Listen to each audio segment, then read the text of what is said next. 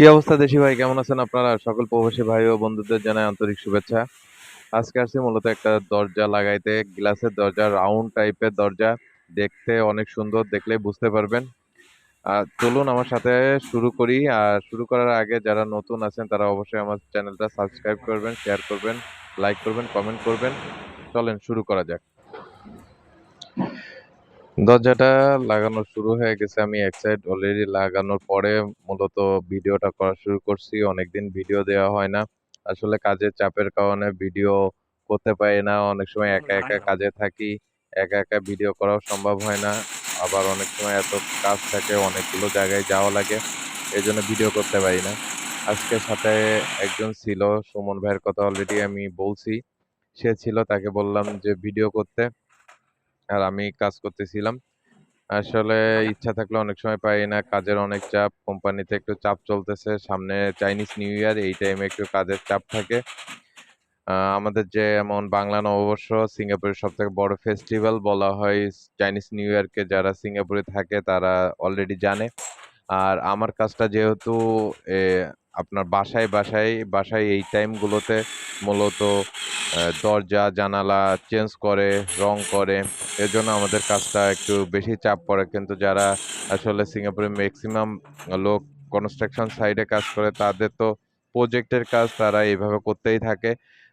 তাদের ওইভাবে চাপ পড়ে না স্বাভাবিকভাবে। কিন্তু আমাদের যারা রিনোভেশন কোম্পানিতে আছি, তারা মূলত এই টাইমে খুবই ব্যস্ত থাকে।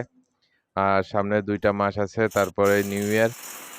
এই জন্য মূলত কাজের খুব চাপ, ভিডিও করার টাইম পাই না। তারপরেও চেষ্টা করি যাতে নতুন আমার চ্যানেল যাতে একটু বেশি করে ভিডিও ছাড়া যায়, তারপরেও পারতেছি না। যাই হোক, আমি লাগাচ্ছিলাম, সুমন ভাই আহ, ভিডিও করতেছিল। গেট লাগানোর সময় অনেক সময় ঝামেলা হয়। অলরেডি দেখতে পাচ্ছেন, আমি যেখানে স্কুল লাগাচ্ছি ওখানে অলরেডি ভেঙে গেছে। ডিল করার সময় অনেক সময় এই জাতীয় ঝামেলা হয়, কেয়ারফুল না থাকলে ভেঙে যায়, তখন ওনার কমপ্লেন করে। গেটটা লাগানো হয়ে গেছে, আমার কাজ মূলত শেষ। এখন সুমন ভাই সিলিকন দিচ্ছে। চলেন সেই সাথে ঘুরে দেখানোর চেষ্টা করি এই বাসাটা কেমন। এখনো এই বাসায় আসলে ওনার ইন করে নাই। এখানে 3টা রুম আছে, এই বাসাটায় আমি দেখলাম 3টা রুম আছে। কিছু কিছু জিনিসপত্র অলরেডি এনে রাখছে, কাজ পুরোপুরি শেষ হয় নাই। এটা মূলত মাস্টার রুম, সাথে অ্যাটাচ বাথরুম আছে।